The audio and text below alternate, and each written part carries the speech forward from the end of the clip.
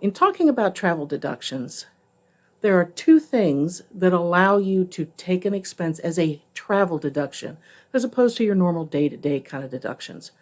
One is that this travel is being done with the intent, the primary intent of business. The second thing is that you have to be outside your tax home.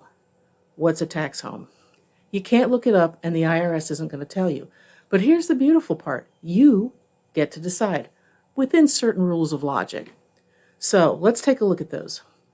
If you live in a major metropolitan area, you are probably going to claim a neighborhood or a portion of the city.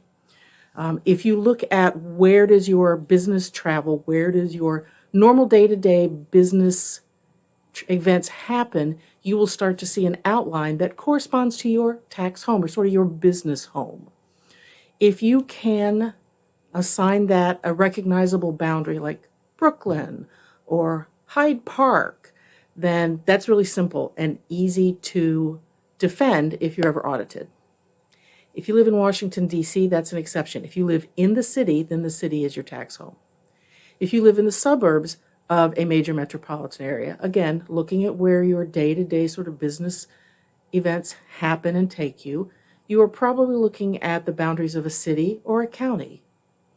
If you live in a smaller city, like I do in Durham, North Carolina, I take the city of Durham as my tax home because most of my sort of businessy activities take me mostly within the boundaries of Durham, and that's easy to remember and easy to defend if I'm ever audited.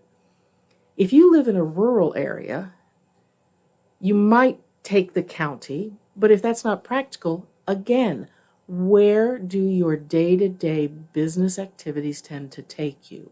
If you chart that on a map, you will start to see what the boundaries of your day-to-day business activities are, and that's your tax home.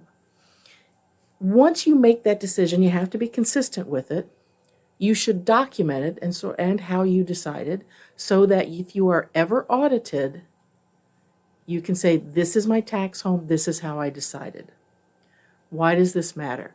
When you leave your tax home for more than about 10 hours, or definitely more than a day, you are now on travel. And there are some additional business expenses that you can take as travel deductions that you might not be able to take as regular business deductions. That's why you need to know what your tax home is and where it is, and you get to decide. My name's Kelly Bowers. I teach and write about the business of massage.